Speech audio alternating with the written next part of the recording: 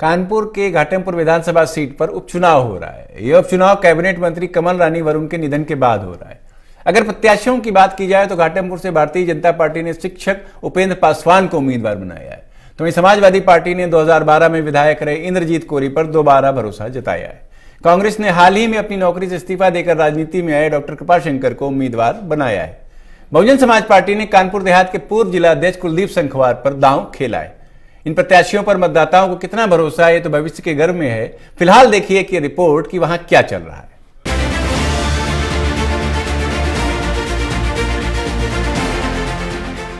आगामी 3 नवंबर को घाटमपुर विधानसभा में वोटिंग होनी है, लिहाजा प्रत्याशियों के पास ज़्यादा समय नहीं है, जिसके चलते सभी दलों के प्रत्याशी पूरी ताकत झोंक कर चुनाव प्रचार में जुटे हैं। यहाँ चीनी मिल बंद हो गई है, साथ ही साथ हाईवे पर भीषण जाम लगता है, जो कि एक बहुत बड़ा मुद्दा है। क्या है घाटमपुर विधानसभा सीट का इतिहास?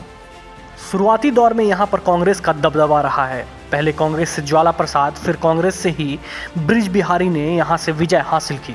इसके बाद बेनी सिंह अवस्थी, जो कि स्वतंत्रता संग्राम सेनानी भी रहे, लेकिन उन्होंने यहाँ पर विकास के कार्य किए और उनको लोग पसंद भी करते थे।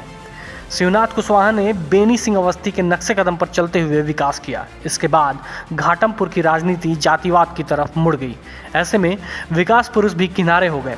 यहीं से राकेश सच्चान के बाद में बसपा से आरपी कुशवाहा विधायक चुने गए। अटल जी के दौर में यहाँ से सांसद बनी कमल रानी वरुण, जो कि उस वक्त प्रदेश सरकार में काबीना मंत्री थीं। वर्तमान में उनका कोरोना वायरस की वजह से आकस्मिक निधन हो जाने की वजह से इस सीट पर उपचुनाव हो रहे हैं। कमल रानी वरुण सांसद बनी, सांसद के बाद विधायक बनी। आज वर्तमान परिस्थिति में चुनावी ऊंट किस करवट बैठता है, ये देखने वाली बात होगी। घाटमपुर विधानसभा सुरक्षित सीट है और इस सीट पर बीते चुनावों में हमेशा से सपा और बसपा का कब्जा रहा है। 2017 में बीजेपी ने कमल रानी वरुण पर दांव लगाया था और कमल रानी वरुण पार्टी की उम्मीदों पर खरी उतरी और यही वजह थी कि 2017 में इस सीट पर पहली बार बीजेपी ने जीत हासिल की। साल 2017 के आंकड़ों के मुताबिक इस विधानसभा क्षेत्र में कुल मतदाताओं की संख्या 3,08,927 है, जिसमें पुरुष मतदाताओं की संख्या 1,72,476 है, जबकि महिला मतदाताओं की संख्या 1,35,421 है। घाटमपुर विधानसभा सीट पर हुए पिछले 4 विधानसभा चुनाव की बात करें तो 2017 में यहां पर बीजेपी से कमल रानी वरुण ने जीत दर्ज की थी। इससे पहले में 2 बार समाजवादी पार्टी के प्रत्याशी को जीत मिली है, जबकि 1 बार बहुजन समाज पार्टी के प्रत्याशी को जीत मिली है। 17वीं विधानसभा चुनाव 2017 के नतीजे। बीजेपी से कमल रानी वरुण ने 92,777 वोट पाकर बीएसपी के सरोज कुरील को शिकस्त दी थी और पहली बार बीजेपी के खाते में इस सीट को डाला था। 16वीं विधानसभा चुनाव 2012 के नतीजे। 16वीं विधानसभा के चुनाव में समाजवादी पार्टी के इंद्रजीत कोरी ने 50,669 वोट लेकर बीएसपी के सरोज कुरील को हराया था। कांग्रेस के मंदराम सोनकर तीसरे स्थान पर रहे थे, जबकि बीजेपी की गीता देवी चौथे स्थान पर रही थीं। 15वीं विधानसभा चुनाव 2017 के नतीजे। 15वीं विधानसभा के चुनाव में बहुजन समाज पार्टी के राम प्रकाश कुशवाहा ने 65,793 वोट पाकर समाजवादी पार्टी के राकेश सच्चान को हराया था। निर्दलीय प्रत्याशी हरिनाथ सिंह तीसरे स्थान पर रहे थे, जबकि रालोद के विमलेश पाठक तीसरे स्थान पर रहे थे। 14वीं विधानसभा चुनाव 2012 के नतीजे। 14वीं विधानसभा के चुनाव में समाजवादी पार्टी के राकेश सच्चान ने 44,108 वोट पाकर बीएसपी के राज रामपाल को हराया था। कांग्रेस के कुंवर शिवनाथ सिंह तीसरे स्थान पर रहे थे, जबकि एडी के विजय सच्चान को हराया था। अब चुनाव है तो जातीय समीकरण पर नजर डालना जरूरी हो जाता है। क्या है घाटमपुर विधानसभा सीट का जातीय समीकरण? घाटमपुर विधानसभा में 1,10,000 दलित मतदाता है, जो हार जीत में अहम रोल अदा करता है। इसके बाद 45,000 ब्राह्मण मतदाता है। यहाँ पर 22,000 ठाकुर, 22,000 यादव, 4,200 कुशवाहा, 22,500 निषाद, 28,000 मुस्लिम, 18,000 कुर्मी, 18,000 पाल, 20,000 अन्य मतदाता हैं। अब ऐसे में देखना दिलचस्प होगा कि कौन घाटमपुर विधानसभा सीट पर विजय प्राप्त करता है और किसको मिलती है मात। Bureau report, parliamentary business. गांव की सौंधी मिट्टी और उसकी खुशबू और साथ ही साथ चुनावी हाल और यहाँ का क्या है चुनावी माहौल, इसको देखने के लिए, इसको जांचने के लिए पार्लियामेंट्री बिजनेस की टीम पहुंच चुकी है घाटमपुर के उस चौबेपुर गांव में, जहां पर आगामी 3 नवंबर को उपचुनाव होने। सभी पार्टियों ने अपनी अपनी कमर कस ली है, लेकिन गांव वालों के दिल में क्या है, कौन यहां पर राज करेगा, क्योंकि ये सुरक्षित सीट है यहां से और चारों दलों ने अपने अपने प्रत्याशी यहां से उतारे हैं। लोगों के बीच में जानने की कोशिश करेंगे यहां पर इस परिचर्चा के बीच में, इस चुनावी माहौल के बीच में, कि कौन यहां लोगों के दिल में राज कर रहा है। सबसे पहले यहां पर जानना चाहेंगे सर, अगर यहां की बात करें इस क्षेत्र से, तो चारों पार्टियों ने अपने अपने प्रत्याशी घोषित कर दिए हैं। आपके हिसाब से पहले इस गांव की जो एक मूलभूत समस्या है, क्या है वो समस्या? यही नाली खरंजा, यही समस्याएं हैं। ये अगर हल हो जाए, छुट्टा आवारा जानवर हैं, इनकी समस्या दूर हो जाए तो किसानों का भला हो जाएगा। अगर यहाँ पर बात की जाए वर्तमान में इस उपचुनाव में, इससे पहले कमल रानी वरुण यहाँ से विधायक थी, मंत्री भी यहाँ पे रह चुकी हैं, क्या उनके कार्यों से आप संतुष्ट हैं? यस। पूरे अगर 10 में से अगर उनको नंबर देने होंगे तो कितने देंगे आप नंबर? 8। 10 में से 8 नंबर देंगे। उनके बिहाफ पर इस बार जो भाजपा ने प्रत्याशी उतारा है, क्या मानते हैं कि उनकी बेटी को अगर टिकट नहीं मिला है तो क्या इससे भाजपा के वोटिंग में किसी तरह की कोई कटिंग होगी? कटिंग हो सकती है, कुछ उनकी बेटी को मिलते ज्यादा अच्छा रहता। तो यहाँ पर देखिए, ये मानना है इनका। और भी हमारे साथ लोग यहाँ पर गांव के बुजुर्ग लोग जुड़े हुए हैं, इनके एक्सपीरियंस को भी शेयर करते हैं। दादा, सबसे पहले क्या नाम है आपका? राम सजीवन। राम सचिवन चाचा, अभी का वर्तमान उपचुनाव का माहौल क्या कह रहा है यहाँ पर? यहाँ सब को कुलदीप का कह रहे हैं, को इनका ये उनका काका ने भाजपा है जो ने कल आए थे, इनका इंद्र। आप अपना बताइए, आपका वोट जो है, आपका जो अधिकार है, आपका मत है, आप उसका प्रयोग किस पार्टी को करेंगे? बसपा का कर भी।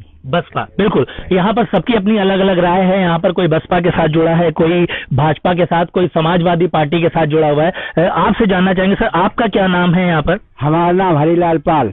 गांव के अगर चुनाव के यहाँ अगर माहौल की बात की जाए, अभी तक अपने इस पूरे जीवन काल में कितने चुनाव आप देख चुके हैं?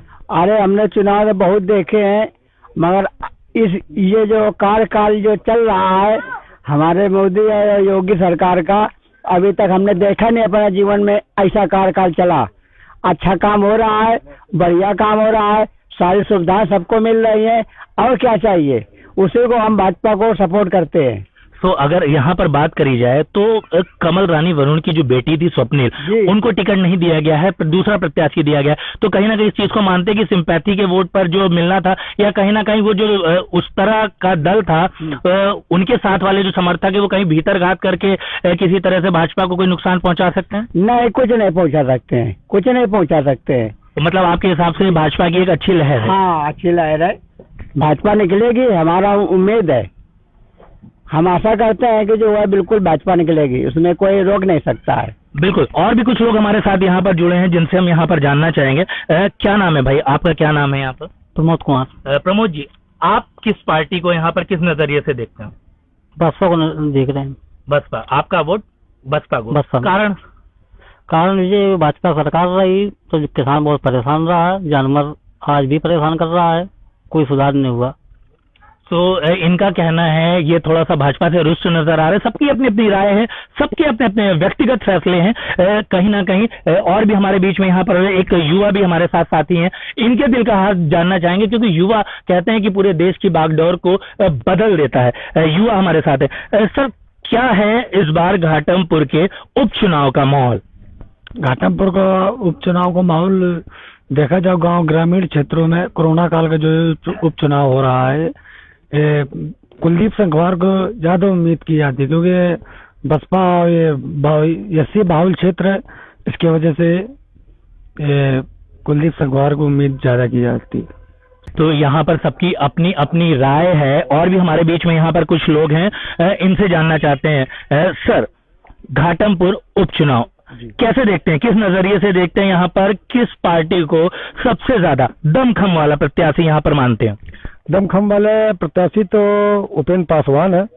वर्तमान में उनकी सरकार भी है और उनका जो बीजेपी का कार्यकाल रहा 5 साल का, माननीय कमल रानी विधायक जी जो नहीं रही हैं, तो उनका जो कार्यकाल रहा और जो बीजेपी की, भारतीय जनता पार्टी की जो नीतियां हैं हमारी, कि जो जन जन तक जो योजनाएं पहुंचाने वाला वो पहुंची हैं, और किसानों की जो समस्याएं, लाइट की, पानी की और जो है राशन की, शौचालय की, ये मूलभूत सुविधाएं जो किसानों तक पहुंची हैं, जन समस्याओं को सुनने के लिए जो हमारे लोगों के तत्काल प्रभाव से सुनी जाती हैं, उनका भी काम हुआ। इसलिए हम लोग भारतीय जनता पार्टी को वोट करेंगे। अच्छा, अगर यहाँ कर बात की जाए तो जैसा कि मेरा सवाल फिर से मैं एक बार दोहराऊंगा, इससे पहले कमल रानी वरुण यहाँ पर काफी समय से रही हैं, मंत्री भी रही हैं, आप लोगों के बीच में यहाँ पर भी आना जाना रहा है, लेकिन कहीं ना कहीं और जो हमने लोगों के मन की राय जानना चाहिए, उसमें कहीं ना कहीं ये लोगों के बीच में या समर्थकों के बीच में ये दर्द छुपा है कि उनकी बेटी स्वप्निल को टिकट नहीं दी गई है और उसके जगह जो दूसरे प्रत्याशी हैं उनको यहाँ पर टिकट दी गई है। तो कहीं ना कहीं क्या मानते हैं, कहीं भीतरघात भाजपा के साथ यहाँ पर हो सकता है? आप भाजपा के समर्थक लग रहे हैं, इसलिए मैं पूछ रहा हूँ। जी जी जी, इसमें कोई संदेह नहीं, मैं भाजपा का समर्थक हूँ। और स्वप्निल को जो गुड्डा को टिकट मिलने वाली थी, वो हाईकमान ने किन कारणों से काटा ये तो नहीं कह सकता, लेकिन सिंपैथी के तौर पे अगर उनको टिकट मिलती तो वोट बैंक कुछ ज्यादा होता उनका, ये हमारा मानना है। तो कहीं ना कहीं क्या मानते हैं, जो हाला कमान का ये जो निर्णय है वो कहीं ना कहीं भाजपा को चोट पहुंचा सकता है या कहीं भीतरघात का कहीं सामना तो नहीं करना पड़ सकता है? उनका जो भी नजरिया रहा हो, वैसे अगर स्वप्निल को टिकट मिलती तो अच्छे मतों से जीते ना, तो अब भी उनको इसमें कोई संदेह नहीं। तो आज की अगर यहाँ पे समीकरण की अगर बात करी जाए तो बीजेपी ने उपेंद्र पासवान को यहाँ से अपना प्रत्याशी यहाँ पर घोषित किया है। साथ ही साथ कृपा शंकर जो हैं उन्होंने वीआरएस लेकर यहाँ पर चुनाव में उतरे हैं, राजनीति के मैदान में आए हैं, उनको टिकट दिया गया है कांग्रेस पार्टी से। साथ ही साथ सपा ने इंद्रजीत कोरी पर दांव खेला है और बीएसपी ने कुलदीप संखवार पर दांव खेला है। और भी हमारे साथ यहाँ पर कुछ गांव के लोग यहाँ पर मौजूद हैं, इनसे भी जानना चाहेंगे कि सर किस नजरिए से देखते हैं इस पूरे चुनाव को? हम तो ये देखते हैं गांव क्षेत्र में कि यहाँ 3 कैंडिडेट बढ़िया हैं गांव के हिसाब से। हाँ, कुलदीप संखवार हैं। तो क्या मानते हैं इस बार की जो लड़ाई है वो काफी रोचक होने वाली है? किन किन पार्टियों में लड़ाई होगी? यहाँ 3 पार्टियों की लड़ाई गांव के अंदर है, कांग्रेस और बसपा और कमल का फूल। सो यहाँ पर इनका भी ये मानना है कि ये जो लड़ाई है वो काफी रोचक होने वाली है। अब ऐसे में देखना होगा कि जो चुनाव के निर्णय आने वाले हैं, फल आने वाले हैं, रिजल्ट आने वाले, वो किसके पक्ष में जाने वाले हैं। हालांकि भारतीय जनता पार्टी ने अपने जितने भी बड़े नेता हैं, धुरंधर हैं, इस उपचुनाव में इस पूरी विधानसभा के लिए उतार दिए हैं। प्रतिदिन एक ना एक यहाँ पर बड़ा चेहरा नजर आ रहा है और यहाँ पर जल्दी योगी आदित्यनाथ की भी सभा होने वाली है। अब ऐसे में देखना यह दिलचस्प होगा कि इस बार फिर से उपचुनाव में राज तिलक किस पार्टी का होता है। घाटमपुर से उपचुनाव की कवरेज के दौरान पार्लियामेंट्री बिजनेस के साथ अनुराग श्रीवास्तव।